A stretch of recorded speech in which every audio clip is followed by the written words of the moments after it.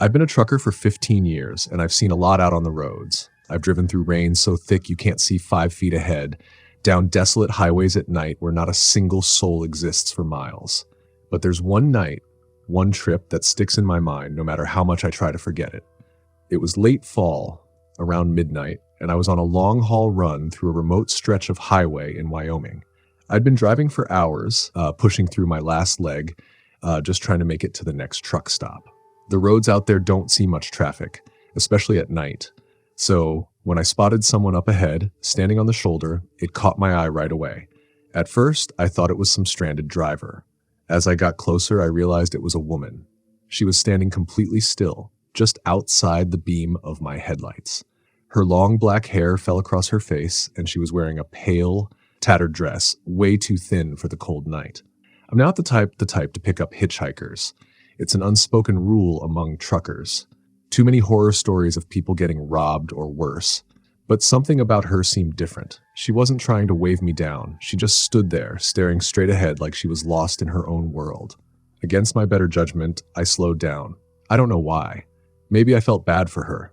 Maybe it was just the sheer strangeness of the situation. Either way, I pulled over, rolled down the window, and called out, "You need help?" She didn't answer at first, just slowly turned her head toward me. Her eyes were dark, so dark I couldn't see any whites, just these deep, endless voids. My stomach twisted when I saw them. Something wasn't right. "I need to get home," she said in a flat, distant voice. "Will you take me?" I hesitated. Everything in me screamed to leave her there, to hit the gas and drive away, but before I knew it, I was unlocking the passenger door. She climbed up into the cab, moving so slowly, almost mechanically. I could feel the air around her drop a few degrees as she settled into the seat next to me. She didn't look at me, just stared straight ahead with those empty eyes. I started driving, gripping the wheel a little tighter than usual. "Where's home?" I asked, hoping to break the silence. "Just keep driving," she whispered. Chills ran down my spine. I glanced over at her again, and for a second, I swear, I saw something shifting beneath her skin, like there were shadows crawling under her pale flesh. My heart pounded in my chest, but I kept driving. I wanted to ask her more, but the words stuck in my throat. The highway stretched on endlessly in front of us, and the night seemed to grow darker, colder. After a few minutes, I couldn't take the silence anymore. "You got a name?" She didn't respond, just kept staring forward, her breathing barely audible. The unease in my gut was turning into full-blown dread, but I couldn't stop driving. It was like something was compelling me to keep going, to take her wherever she wanted to go. Then, without warning, she turned to me and said, "He's coming." I slammed the brakes. The truck skidded a bit, tires screeching against the asphalt. "What? Who's coming?" My voice was louder than I intended, panic creeping in. She didn't answer, but her head slowly turned toward the back of the cab. I followed her gaze in the rearview mirror, but there was nothing, just the empty road behind us. Suddenly, the temperature in the cab plummeted even more, and the air felt thick, suffocating. My breath came out in visible puffs, and frost began forming on the inside of the windshield. I turned the heater on full blast, but it did nothing. The truck was freezing up like I'd driven straight into the heart of winter. Then I heard it, a low, guttural growl from the back of the cab. My hands gripped the wheel so hard my knuckles turned white. I knew I hadn't picked up anyone else, so what the hell was making that noise? The woman, if I could still call her that, was smiling now, her lips stretching impossibly wide, revealing sharp, jagged teeth. "He's here," she whispered, her voice no longer soft but a distorted, otherworldly hiss. I whipped my head around, and for the briefest moment, I saw someone, looming in the shadows behind me. It was tall, hunched over, with long, bony fingers that scraped against the cab floor as it moved closer. Its eyes, glowing red, locked onto mine in the rearview mirror, and I could feel its hunger, its hatred. I slammed on the gas, not caring about the woman or the creature or anything else. The truck roared down the highway, but the thing in the back didn't care. It was getting closer. I could hear its raspy breath, feel its icy presence drawing nearer. I glanced at the woman. She was laughing now, a horrible, hollow sound that echoed inside the cab. "You can't outrun him," she said, her voice twisting into something inhuman. "He always gets what he wants." I swerved, nearly losing control as the truck veered off the road for a second. But then, just as quickly as it started, the growling stopped. The cold vanished. The woman, she was gone. The passenger seat was empty, and the air was still again. I pulled over, my heart pounding, and jumped out of the truck. I searched the cab, the road, the bushes along the highway. Nothing. No sign of her. No sign of the thing. It was like they'd never been there at all. I didn't sleep that night. I drove straight through to the next stop. Too afraid to close my eyes, too afraid to let my guard down. I haven't seen her since, but every time I'm out on that highway, I keep expecting to see her standing there, waiting for me. And every time I wonder if she's still out there and if he's still with her. Story the end. Story number 2. It was supposed to be a routine haul. I was headed down I-40, somewhere in Arizona, hauling a load of heavy machinery. Nothing out of the ordinary, except that it was getting late and I was running low on both fuel and energy. I had a rule not to push it after dark. Truckers know that strange things happen when the sun goes down, especially out in the middle of nowhere. I saw a sign for a rest stop up ahead. The exit wasn't on my route, but the fuel gauge was edging toward empty, and I needed to stretch my legs. Figured I'd pull off for a quick break, get some gas, maybe grab a coffee, and then hit the road again. The place was small, just a single gas pump and a dingy old convenience store. A flickering neon sign above the door read "Open," but something about the place felt it was quiet. Too quiet. The only sound was the hum of my truck's engine as I pulled into the lot and turned it off. No other cars. No other people. I got out of the truck and stretched, the desert wind blowing cold against my face. The air smelled stale, like dust and something faintly rotten. I looked around, nothing but miles of empty highway behind me, stretching into the darkness. Still, I needed gas, so I walked over to the pump. That's when I noticed the pump wasn't working. No lights, no hum of machinery. I cursed under my breath and figured the convenience store might have someone inside who could help. I walked toward the door, and the moment my hand touched the handle, I froze. There was a faint tapping sound coming from behind me, from somewhere near my truck. It was slow, rhythmic, like someone was lightly tapping their fingers against metal. I turned, expecting to see maybe an animal or something, but there was nothing. My truck sat there, alone in the dark. I shook it off. My mind was playing tricks on me. That happens when you're tired. I pulled the door open and stepped inside the convenience store. The place was dimly lit, with a few old fluorescent bulbs flickering overhead. The shelves were half empty, stocked with dusty bags of chips and cans of soda that looked like they'd been there for years.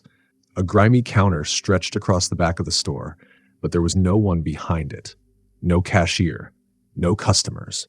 I stepped up to the counter and looked around. "Hello?" I called out, my voice sounding too loud in the silence. No answer. I rang the little bell on the counter. Still nothing. I was just about to leave when I caught sight of something out of the corner of my eye. A shadowy figure, standing just outside the front door, near my truck. I spun around, heart racing. There was no one there. But the door, somehow, it was wide open. I know I'd closed it behind me when I came in. The wind whistled through the open door, sending a chill down my spine. Suddenly, the tapping sound started again, louder this time. It wasn't coming from my truck anymore. It was coming from inside the store. I whipped my head around, scanning the aisles, but I didn't see anyone. Just rows of dusty shelves and flickering lights. The tapping got faster, closer. My heart pounded in my chest. Something wasn't right. I could feel it. This place wasn't just empty. It was wrong. I backed away from the counter, ready to bolt for the door, when I heard a voice. "Leaving already?" I spun around, and there she was, a woman, standing behind the counter like she'd appeared out of nowhere. Her hair was long and black, her skin pale and stretched tight over her bones. She didn't blink, didn't move, just stared at me with these cold, dead eyes. I was just looking for some gas," I stammered, trying to keep my voice steady. "The pump outside isn't working." She didn't respond, just smiled. A slow, wide smile that sent a shiver down my spine. "You shouldn't have stopped here," she said, her voice soft and unnerving. I took a step back, glancing toward the door. "Look, I'll just..." The tapping sound started again, louder and more insistent. It wasn't coming from her, it was coming from the ceiling. I looked up, and that's when I saw them. Dozens of pale skeletal hands crawling out from the ceiling tiles. Their bony fingers reached down, tapping against the shelves, the walls, the floor. I stumbled back, my breath catching in my throat. The woman just smiled wider. They don't like visitors. I didn't need to be told twice. I bolted for the door, my boots skidding across the grimy tile. The tapping grew louder, faster, like a swarm of insects crawling down the walls, chasing me. I burst through the door, the cold night air hitting me like a wall, and sprinted for my truck. I didn't look back. I didn't need to. I could hear them. Those hands, those things, tapping against the asphalt behind me. I jumped into the cab, slammed the door shut, and jammed the key into the ignition. The engine roared to life, and I peeled out of the rest stop, tires screeching as I sped down the highway. I drove for miles before I finally looked in the rearview mirror. The rest stop was gone, swallowed by the darkness of the desert night, but I could still hear the tapping in my head. It echoed, relentless, like it was chasing me down the road, never too far behind. I haven't stopped at another rest stop since, don't plan to. Whatever was at that place, it wasn't human, and I sure as hell wasn't sticking around to find out what it wanted. Story the end. I'd been trucking for about 6 years by then, and you could say I'd gotten used to the strange sights and sounds you see on the road. Night driving can play tricks on your mind, but I always chalked it up to fatigue.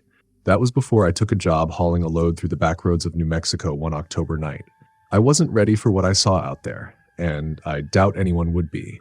It was just after 11 p.m., and I had about 2 hours left before I could call it a night. The sky was pitch black, the kind of dark you only get in the desert, where there's no light for miles except the faint glow of your headlights. The highway was long and empty. Not a soul on it but me. There's a certain peace to driving through the desert at night. It's quiet, isolated, but calm in a way. I was making good time when my CB radio crackled to life. Now, this was odd.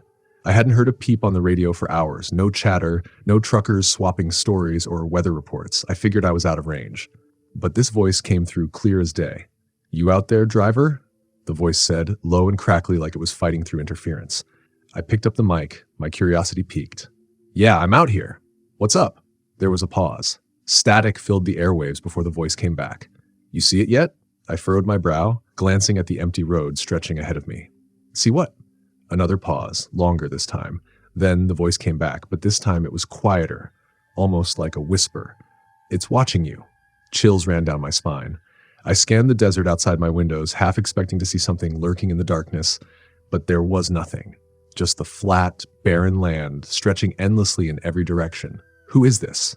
I asked, but there was no response, only static. I set the mic down, my heart beating a little faster than before. It was probably just some weirdo messing around on the radio, trying to spook late-night drivers. But something about the way he said it, "It's watching you," stuck with me. I turned my attention back to the road, pushing the weird radio transmission to the back of my mind. That's when I saw it. Out in the distance, just beyond the reach of my headlights, something was moving. At first, I thought it was an animal, maybe a coyote or a deer. But as I got closer, I realized it was walking on 2 legs. A person, maybe? I slowed down, trying to get a better look. Whoever or whatever it wasn't moving like a person should. Its gait was jerky, unnatural, like it was struggling to stay upright. And then as my lights finally hit it, I saw what it really was. It was tall, much too tall to be human. Its skin was gray, stretched tight over its thin, bony frame. Its arms hung down too long, almost touching the ground, and its head... God, its head was wrong. It was too big, with deep, hollow eye sockets that stared straight at me. There were no eyes, just empty, black pits. The thing turned its head slowly as I drove past, its gaze locking onto me. I felt an overwhelming sense of dread, like I'd just been marked. I pressed down on the gas, my truck roaring as I sped up, but in the rearview mirror, I saw it start to move. It didn't run. It didn't even walk. It just glided, like it was floating above the ground, following me. My heart was pounding now. I'd seen some weird things on the road before, shadowy figures, animals darting in front of the truck, but nothing like this. I grabbed the CB radio again, hoping to find someone, anyone who might be nearby. "Anybody out there? I need some help." Silence. Then that same voice crackled through again. "It's still watching, isn't it?" My stomach twisted. I looked in the rearview mirror, and there it was, closer this time. I could see it more clearly now, the way its long limbs moved unnaturally, its head tilting side to side like it was studying me. "What the hell is that thing?" I yelled into the mic, panic creeping into my voice. The static on the other end grew louder, and the voice returned, more urgent. "Don't stop. Whatever you do, don't stop." I didn't need to be told twice. My foot was already heavy on the gas, pushing the truck faster and faster. The road blurred as I focused on the stretch of highway in front of me, but no matter how fast I went, I couldn't shake the feeling that it was still back there, following me, watching. I drove for what felt like hours, my eyes flicking to the rear view every few seconds. Eventually, the thing disappeared from sight, swallowed by the darkness. But the dread didn't leave me. I kept my speed up, desperate to reach the next town, the next gas station, anything that would put distance between me and that thing. Finally, I spotted a small diner up ahead, its neon sign flickering weakly in the night. I pulled off the road and into the parking lot, my hands trembling as I gripped the wheel. The lot was empty, except for a couple of beat-up cars parked near the side of the building.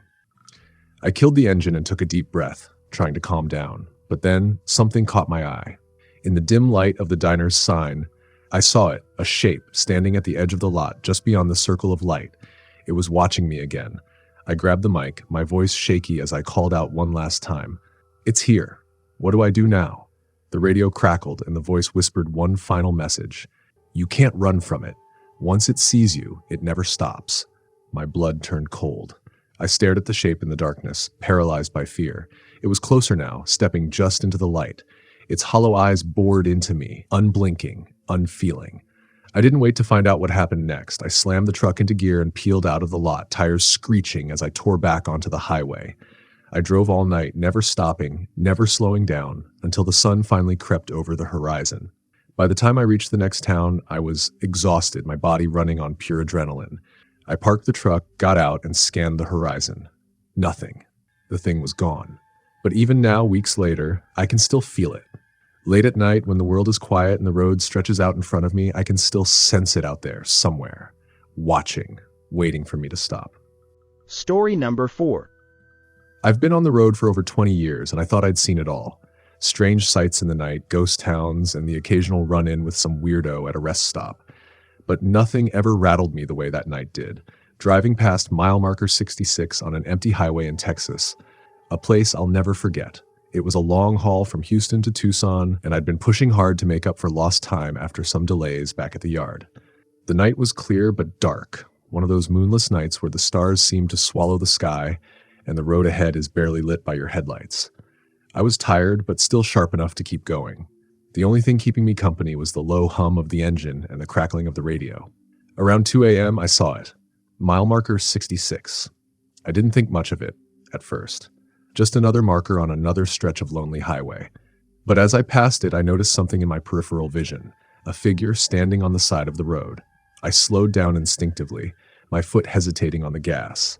It was a woman. She was pale, dressed in a torn white dress, standing completely still right next to the marker. Her long hair hung loose, swaying in the wind, but her face, I couldn't make out her face. It was obscured by the shadows, but something about her posture, the way she stood there, made me uneasy.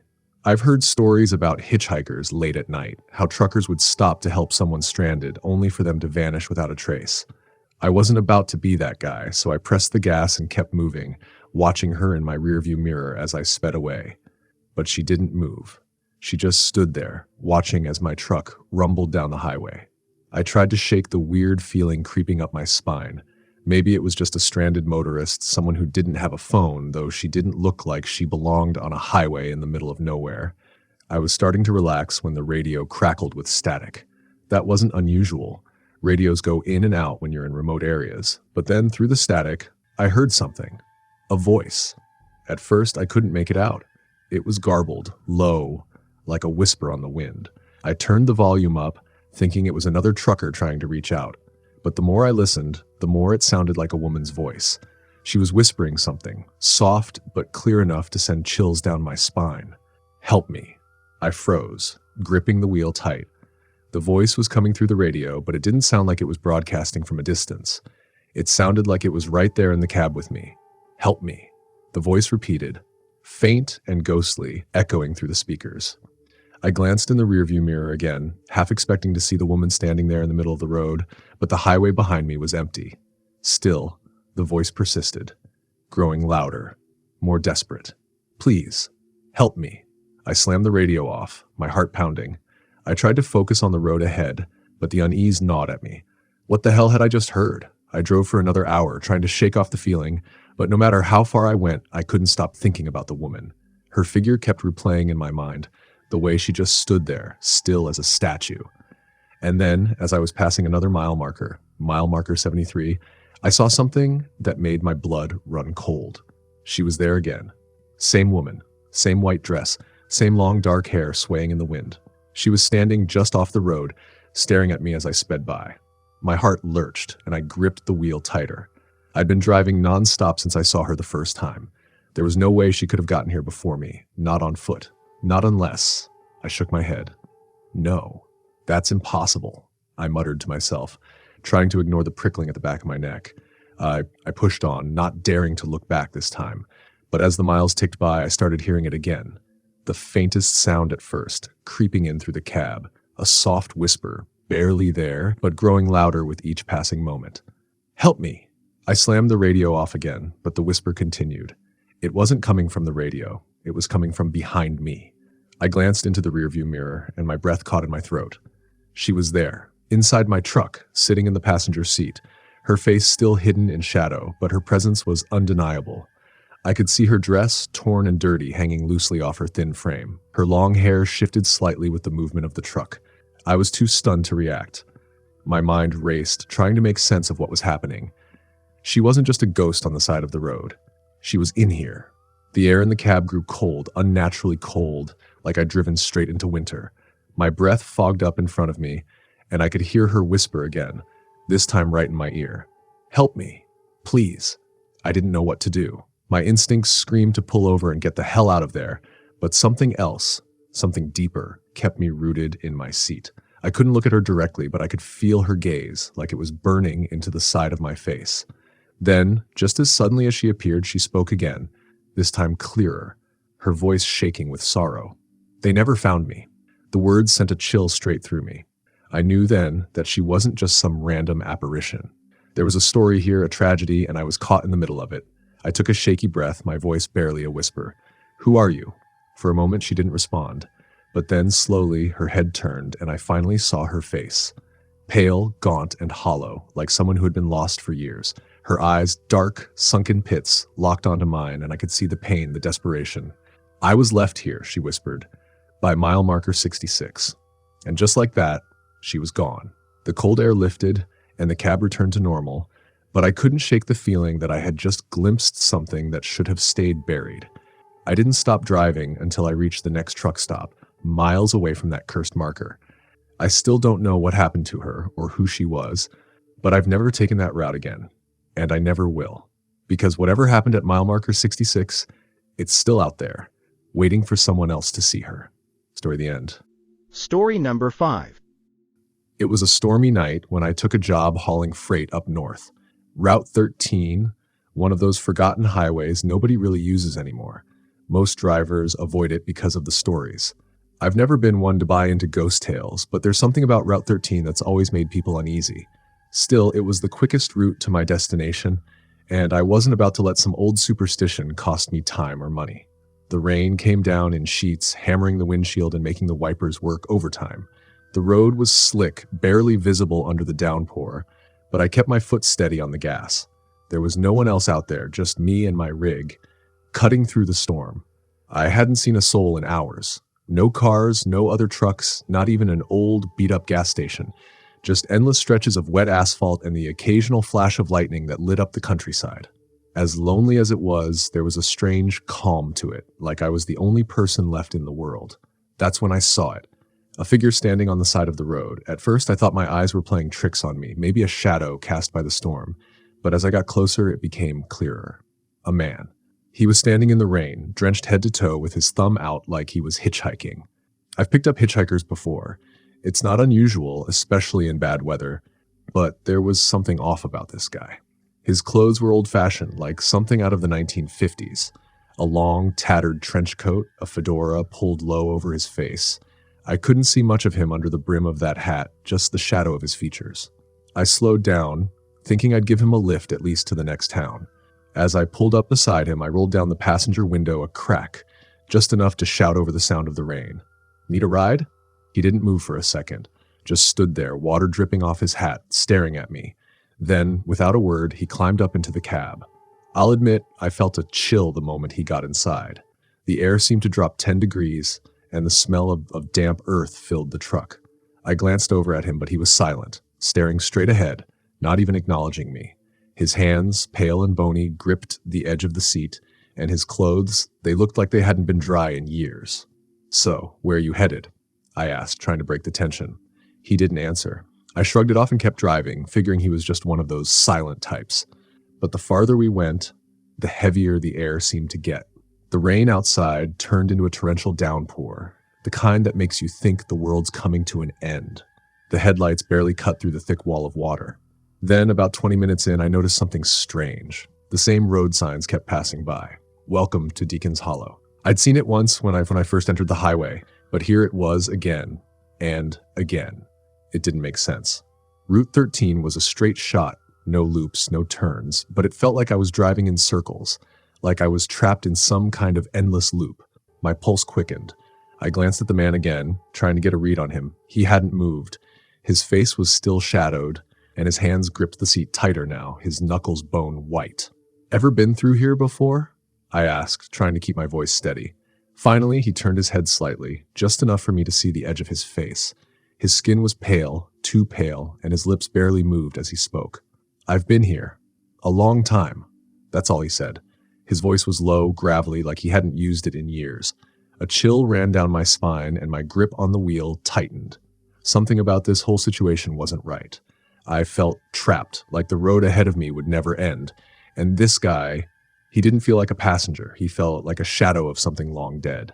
I sped up, desperate to reach the next exit, but every time I thought I'd found one, it disappeared into the rain, swallowed up by the storm. The only thing that remained constant was that sign. "Welcome to Deacon's Hollow." The radio crackled to life, breaking the silence. At first it was just static, but then through the hiss, a voice came through. It was faint, barely audible, but unmistakably pleading. "Turn around," the voice said. "Don't go any further." I glanced at the radio, my heart racing. The voice repeated, more urgent this time. "Turn around now." I slammed the radio off, my mind spinning. I had no idea what was going on, but I knew one thing. I wasn't going to stop.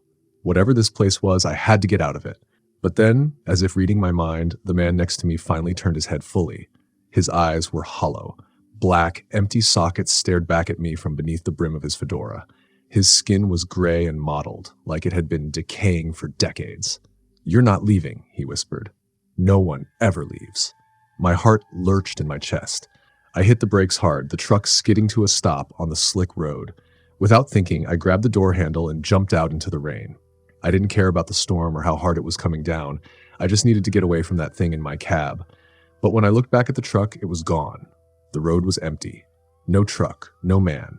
Just the storm, the dark highway, and me. I stood there, soaked to the bone, my mind reeling. Had I imagined it all? Was I losing my grip? But as I stood there, I heard it. The faint sound of footsteps sloshing through the puddles behind me. I didn't wait to see who or what was there. I ran. I ran down that highway like my life depended on it, the rain blinding me, the wind howling in my ears. And as I ran, I heard the voice again, the one from the radio, whispering in the storm. "Turn back, before it's too late." I didn't look back. I just kept running, knowing that whatever was behind me wasn't human. It wasn't something that could be reasoned with. It was something old, something dead, and I had somehow crossed into its territory. Eventually, after what felt like hours, I stumbled upon an old diner, a beacon of light in the endless storm. I staggered inside, soaking wet, barely able to speak. The waitress behind the counter took one look at me and frowned. "You took Route 13, didn't you?" she asked, her voice low and knowing. I nodded, too shaken to answer. She sighed, setting down the coffee pot. "You're lucky you made it out." That was all she said. I never took Route 13 again, and I never asked what might have happened if I hadn't listened to the warnings. Story the end. Story number 6. I've heard a lot of wild tales from the road over the years, but this one still gives me chills. It happened during a routine haul, something I've done 1,000 times before. But this night, on a forgotten stretch of highway, I saw something that still haunts me. Something that I'm not sure can be explained. It was late, past midnight, and I was hauling a full load through the flatlands of Wyoming. The road was empty, just me and the hum of my truck against the quiet of the night. The sky was clear, stars scattered overhead, and the moon was bright enough to light up the desert landscape. Perfect conditions for driving, except for one thing. I couldn't shake the feeling that I wasn't alone. It started out small, a nagging sense that something was watching me. I checked my mirrors more than usual, expecting to see another truck creeping up behind me, But the road was empty, just long, straight stretches of asphalt disappearing into the horizon. I shrugged it off as fatigue. After all, I'd been driving for hours, and it wasn't unusual to feel a little jumpy after that much time alone in the cab. I reached over and flipped through the radio stations, looking for something to keep me company. Static, static, and more static. That's when I saw it. Headlights. They appeared suddenly in my rearview mirror, a pair of bright lights approaching fast. I hadn't seen another vehicle for hours, so the sight of them caught me off guard. They were gaining on me quickly, faster than any truck should be going on that stretch of road. At first, I thought it might be a car, but as the lights got closer, I realized they were far too high off the ground. It was another rig, maybe even two. The headlights multiplied, as if a convoy was barreling down the road toward me. I shifted in my seat, gripping the wheel a little tighter. Convoys weren't unusual, but there was something unsettling about the way these trucks were moving. Too fast, too quiet. The road should have been vibrating with the weight of multiple big rigs, but the night remained eerily still, like I was the only one out there. The convoy drew closer, and I could feel the tension building. They weren't backing off or slowing down, just coming straight at me, as if they were going to run right through me. I flicked on my blinkers, signaling for them to pass. But they didn't. Instead, they stayed right behind me, following closely, their headlights glaring in my mirrors, almost blinding me. I couldn't see the trucks themselves, just the lights. 4, maybe 5 of them now, but no details, no shapes. It was like the trucks were nothing but shadows, with the lights as the only solid thing about them. The weirdest part was that I couldn't hear a thing. No engines roaring, no tires on the asphalt, nothing, just silence, except for my own rig rumbling down the highway. My gut told me something was off, really off. I thought about pulling over, letting them pass, but something deep inside screamed not to. So I kept driving, faster now, trying to shake the convoy. But no matter how fast I went, they stayed with me, those headlights burning into my mirrors, never giving me an inch of space. The miles ticked by, and the road grew narrower, the landscape around me more barren. The trucks were still there, their lights flickering like they were glitching in and out of existence. And then, just when I thought I couldn't take it anymore, they disappeared. One by one, the headlights blinked out. First, the one closest to me, then the next, and the next. Until finally, the road behind me was dark again. My heart was pounding, my hands slick with sweat on the wheel, but I kept my eyes locked on the mirror, waiting for them to come back. They didn't. I let out a long breath, trying to calm myself. Maybe I'd imagined it. Maybe it was a trick of the light or some weird highway illusion. I'd heard stories of phantom vehicles before, trucks that appear out of nowhere only to vanish without a trace. But I never believed in that stuff. Not until now. I kept driving, trying to shake the unease, when I saw something ahead of me. A truck parked on the side of the road. Its hazard lights were flashing, and a lone figure stood beside it, waving me down. I slowed as I approached, squinting to see if the driver needed help. As I got closer, I could make out the details of the rig. Old, rusty, like it hadn't been on the road in decades. The driver was an older man, dressed in clothes that looked just as worn as his truck. His face was lined with deep wrinkles, and his eyes were wide, desperate. I rolled down the window, the hairs on the back of my neck standing on end. "You need help, buddy?" The man stepped closer, his voice shaking as he spoke. "Did you see them? The convoy?" I stared at him, my pulse quickening. "Yeah, I saw them. What the hell were they?" The old man's eyes darted to the road behind me, as if he expected the trucks to reappear at any moment. "They've been out here for years," he said, his voice barely a whisper. "Ghost trucks. They chase you, try to run you off the road. If you pull over, they take you with them." I swallowed hard, my mind racing. "How do you know?" His eyes locked onto mine, and I could see the fear in them, raw and real. "Because I've been running from them for 40 years. I stared at him, not sure whether to believe him or not. But the look on his face, the desperation in his voice, it was enough to convince me that he'd seen something. Something real. He took a step back, his hand trembling as he pointed down the road. "Keep driving. Don't stop. Whatever you do, don't let them catch you." I didn't need to be told twice. I slammed the truck into gear and hit the gas, leaving the old man and his rusted rig behind. The road stretched out ahead of me, empty and dark, but I couldn't shake the feeling that the convoy was still out there, somewhere, waiting. I didn't stop driving until I reached a town, hours later. And even then, I couldn't sleep. Every time I closed my eyes, I saw those headlights, bright, relentless, coming for me.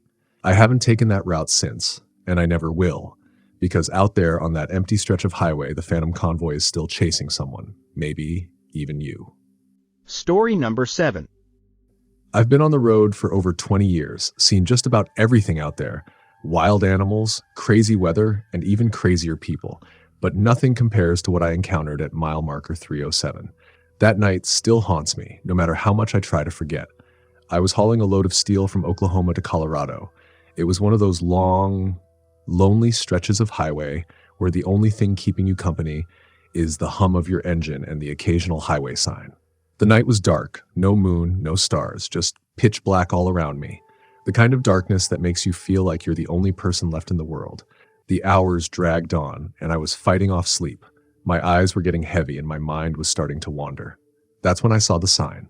Mile marker 307. I had passed 100 mile markers that night, but for some reason, this one stood out. Something about it made the hair on the back of my neck stand up.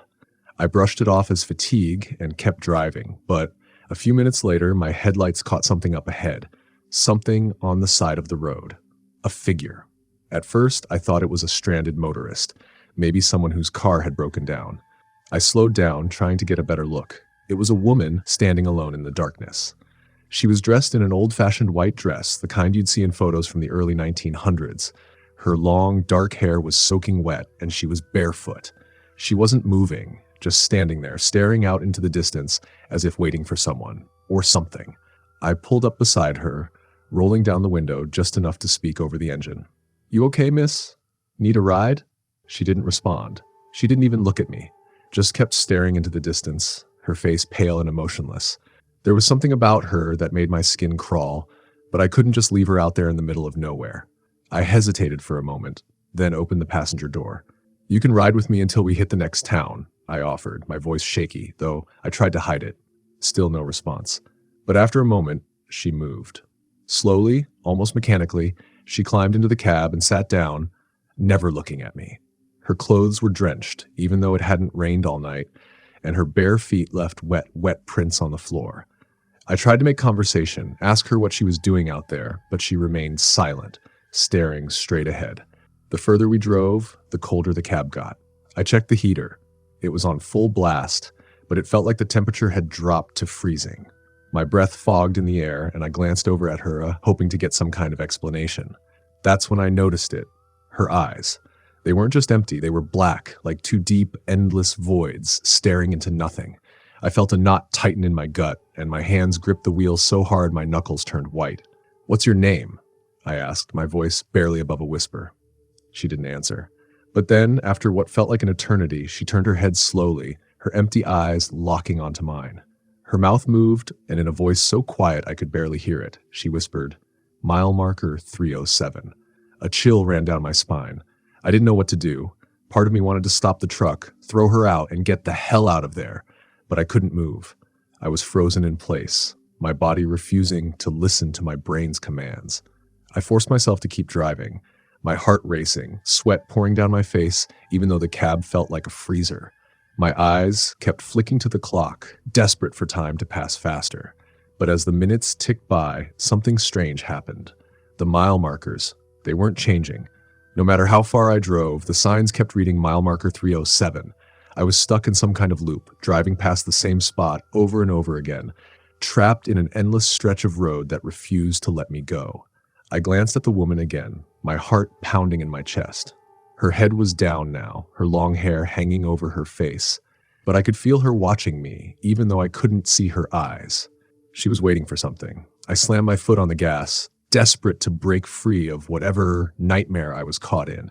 The truck roared down the highway, the engine screaming as I pushed it to its limit. But no matter how fast I went, I couldn't shake that mile marker. Couldn't outrun the feeling of dread that was closing in on me. And then, just as suddenly as it started, it stopped. The temperature in the cab returned to normal, and the road stretched out ahead of me like nothing had happened. The next mile marker read 308. I let out a shaky breath, my hands trembling on the wheel.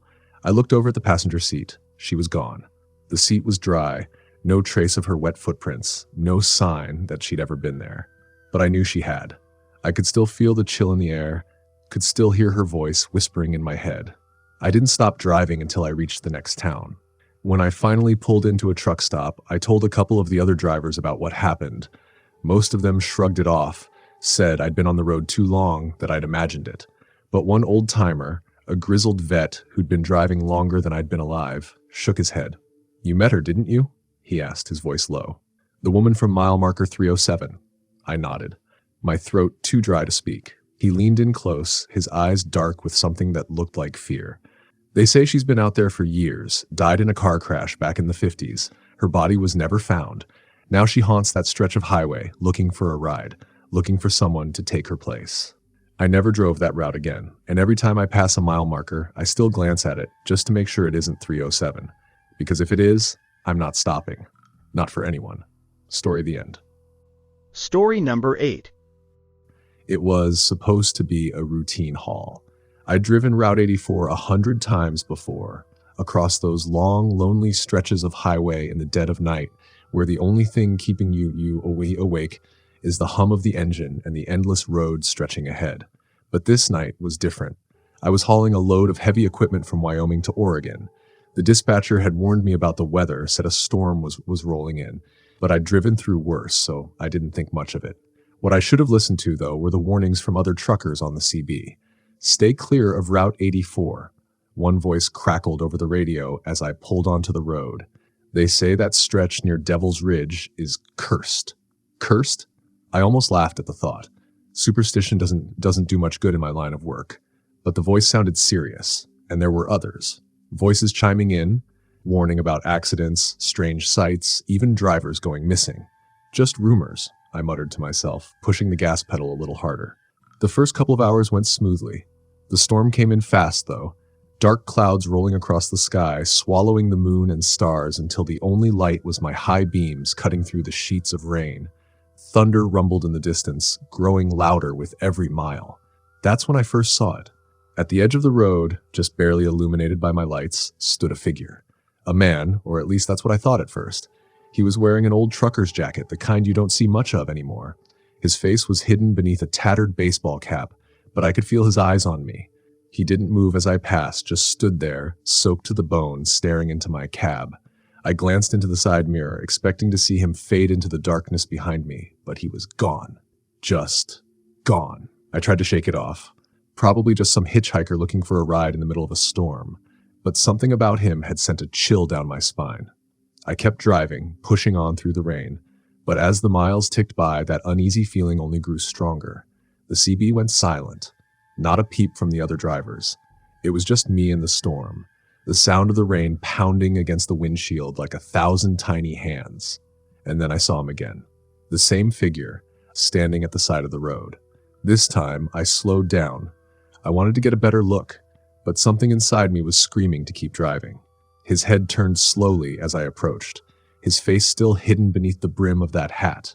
I rolled past, and again, when I looked in the mirror, he was gone.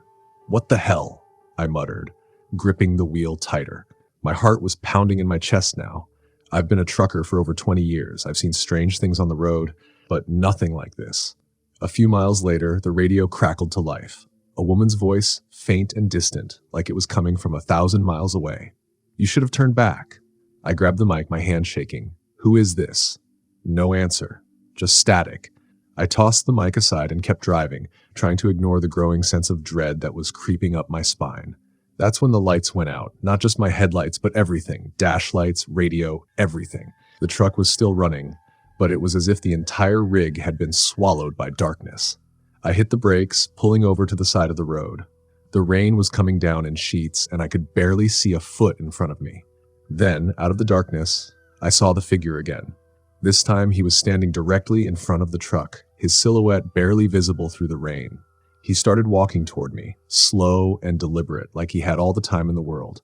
Panic surged through me. I fumbled for the ignition, trying to start the truck, but the engine wouldn't turn over. The figure kept coming closer and closer until he was standing right in front of the cab. I could finally see his face, or what was left of it. His skin was pale and stretched tight over his bones, his eyes sunken into dark hollows. His mouth hung open as if he were screaming, but no sound came out. He raised one hand, pressing it against the windshield. The glass frosted over where his fingers touched.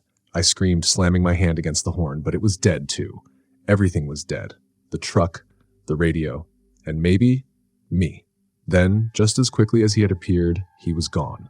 The lights flickered back to life, the engine roared, and I slammed my foot on the gas, tearing down the highway at full speed.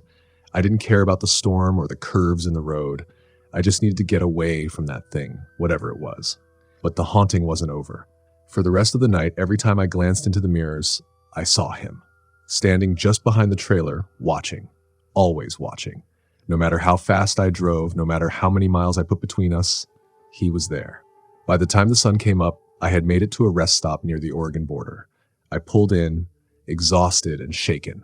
I stumbled out of the cab, my legs trembling beneath me, and leaned against the side of the truck, trying to catch my breath. That's when I noticed it. A handprint, smeared across the driver's side window. It wasn't mine. I don't drive Route 84 anymore. I don't care how much they offer me, how desperate they are for someone to take the job. I've heard stories from other drivers since then. They've seen him too. That same ghostly figure standing by the side of the road, waiting for the next trucker to cross his path. I don't know who or what he is. But if you ever find yourself driving Route 84 on a stormy night, remember this. Some things on the road aren't meant to be found. And if you see him, don't stop. Whatever you do, don't stop. Story the end. Story number 9. I've always prided myself on being a straight-shooting trucker. I'm not one for tall tales or campfire ghost stories, but what happened to me on the interstate one night still chills my bones. It was supposed to be a routine run, a simple delivery down I-90. I figured I'd make it through the night, sleep in the cab when I got tired, and get to Chicago by morning. But somewhere between the Dakotas and Minnesota, things took a turn I'll never forget. It was past midnight, the highway was dead quiet, and the landscape had turned into a black void. Just my rig, the long road ahead, and that sense of eerie isolation that only a trucker would understand. The white lines flashing past, the hum of the engine, it all lulls you into a sort of trance. But then something snapped me out of it. A figure on the side of the road. A hitchhiker. Just standing there with his thumb out, looking like he'd been through hell. His clothes were torn, and even through the darkness, I could see his skin was pale as a corpse. He was tall, too, with long, shaggy hair hanging over his face. The way he stood there, not even moving as I passed, sent a shiver down my spine. I'm not the type to pick up hitchhikers, especially not in the middle of the night, but something about this guy, it was like he didn't belong. I sped up, hoping to put as much distance between him and my rig as possible. But 5 minutes later, I saw him again. Same spot, same side of the road, same hitchhiker with his thumb out like nothing had changed. I slammed on the brakes, my heart pounding in my chest. How the hell could he have gotten ahead of me? There were no cars around. No way he could have walked that fast. I shook my head and gunned it again, trying to convince myself that it was just my tired eyes playing tricks on me. But when I looked in the side mirror, I saw him. He was in the road, just standing there staring at me. His thumb still raised, but his face was grinning. A wide, unnatural grin that sent an ice-cold shiver down my back. For the next hour, I kept seeing him. Every couple of miles, there he was, on the side of the road, hitchhiking. He never moved, just stared as I drove past. And every time I saw him, he was a little closer to the rig. It didn't make sense. I'd pass him, drive for miles, and then he'd appear ahead of me again like a ghost bound to the highway. I tried the CB, but no one answered. It was as if every trucker had disappeared, leaving me alone with that thing stalking the road. Finally, I couldn't take it anymore. I pulled into a rest area, deciding to call it a night. I figured if I got off the highway, maybe I could shake whatever weirdness was happening. I parked the rig, climbed into the sleeper cab, and locked the doors, hoping for a few hours of sleep. But sleep didn't come. I kept hearing noises, scratching, tapping on the windows, and a faint whisper, like someone talking just outside the truck. I held my breath, telling myself it was just the wind, just the storm, anything but what I feared. But then the tapping turned into pounding. Heavy, deliberate pounding on the driver's side door. I froze, my heart hammering in my chest. I didn't want to look. I knew who it was. That hitchhiker. But curiosity got the better of me. Slowly, I pulled the curtain aside and looked out. He was standing right there, inches from the window. That same wide grin stretched across his face. He raised his hand, tapping the glass with his long, dirty fingers, his eyes locked on mine. I could see them clearly now. Pale and empty, like he was looking right through me. The grin widened, his lips parting just enough to reveal sharp, jagged teeth. I yanked the curtain closed and backed up into the cab, grabbing the tire iron I kept under the seat. My mind raced. Was this real? Was I going insane? No way a man could have followed me like that, appearing ahead of me over and over. Then the whispering started again. This time it was clearer. I could hear it, right outside the truck. Let me in. I clutched the tire iron, my hands slick with sweat, trying to ignore the voice. But it got louder and louder, until it wasn't a whisper anymore. It was a scream.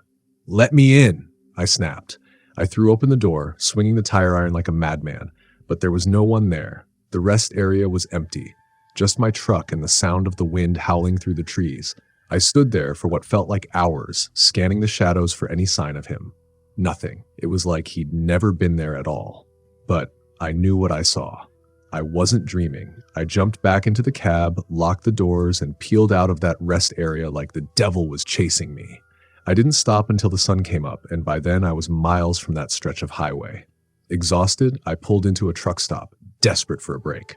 The guy at the counter saw how shaken I was and asked if I was okay. I told him about the hitchhiker, how he'd kept appearing on the road, how he'd pounded on my door. The guy went pale and shook his head slowly. "You're not the first driver to see him," he said, his voice low. "That stretch of highway's been haunted for years. They say a trucker died out there in a crash, and now his spirit wanders the road trying to hitch a ride back to the living." I didn't stay to ask more questions. I got back in my rig and drove, sticking to the busiest highways like where the lights of the cars and trucks around me could chase away the dark. I haven't taken I-90 since. I don't plan to. But sometimes late at night when I'm driving on some lonesome road, I'll glance in the mirror, and for a split second I swear I see him, just standing there, watching, waiting for his next ride. Story number 10. I was about 5 hours into my night shift hauling a load of auto parts from Kansas City down to Dallas when things got weird. There's something about the night that does it, I think.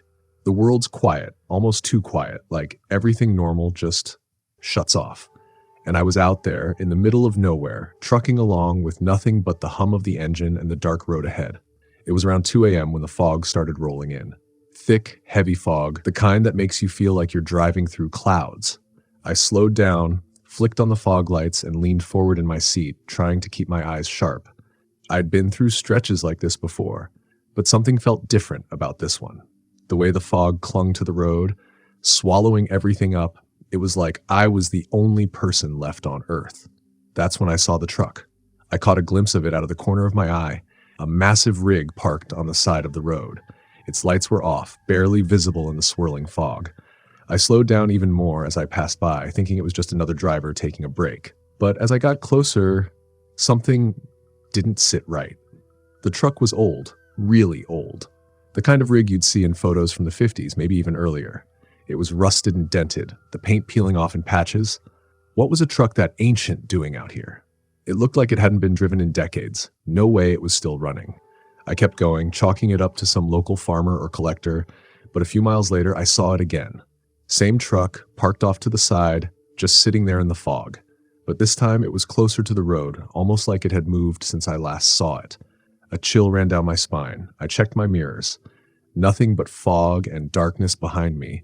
No headlights, no signs of life. I kept my foot on the gas, but that feeling of dread started to creep in. I knew I hadn't passed it twice. There were no exits, no way for that truck to get ahead of me. I was in the middle of nowhere, and that rig shouldn't have been there again. As I drove on, I started to feel like I wasn't alone anymore. I couldn't explain it, but the air in the cab grew heavy, suffocating almost. My hands were slick with sweat, and I kept glancing in my side mirrors, expecting to see something. Or someone. Then, the CB crackled. It was just static at first, the kind of white noise you get when no one's transmitting. But then, underneath it, I heard a voice, faint, garbled, like it was coming from far away. "Breaker? Breaker? You out there?" I grabbed the mic. "Yeah, I'm here. What's going on? You need help?" Silence, just static. I waited a beat, but no one answered. I tossed the mic down and tried to shake it off. Maybe someone was just messing around, a driver bored on a long haul. It happens. A few minutes later, the voice came back, clearer this time. "Freight. Dead freight." I grabbed the mic again, my heart pounding. "What are you talking about? Who is this?" "Freight. Dead." The voice trailed off, swallowed by the static again. I stared at the CB, waiting for something else, but nothing came. Just that dead air. That's when I saw the headlights. They came up out of nowhere, blinding in my rearview mirror. I blinked, squinting as the high beams cut through the fog behind me. Another truck. It had to be. But where had it come from? The truck was gaining fast, too fast. Whoever was behind the wheel wasn't slowing down. I glanced at the speedometer. 75, pushing 80. There was no way this guy should have been tailing me like that. I gave the horn a quick blast, trying to signal for them to back off.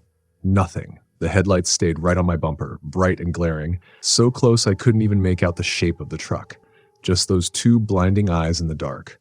The CB crackled again. Freight. Dead freight. Coming for ya.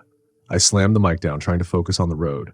The headlights behind me flickered, dimming for a second before flaring back to life, almost like they were pulsing. My knuckles were white on the steering wheel, my heart racing. I tapped the brakes, trying to slow down, hoping the truck behind me would pass or at least back off, but it didn't. Instead, it pulled up alongside me. My heart skipped a beat as I looked out the side window. There it was. That same ancient rig I'd seen on the side of the road earlier. Rusted, dented, and dead as hell. But it was moving now, roaring down the highway beside me, and behind the wheel, there was a driver, but he wasn't right. His face was pale, almost skeletal, his eyes sunken and hollow. He was staring straight ahead, hands on the wheel, but he didn't look alive. His lips were pulled back in a grotesque grin, the kind that made my stomach turn. I hit the gas, pushing the rig harder, but that old truck matched my speed, its engine roaring like some kind of beast. It kept pace with me, side by side, for what felt like miles. I didn't dare look again. I could feel him watching me, though. The driver, or whatever he was.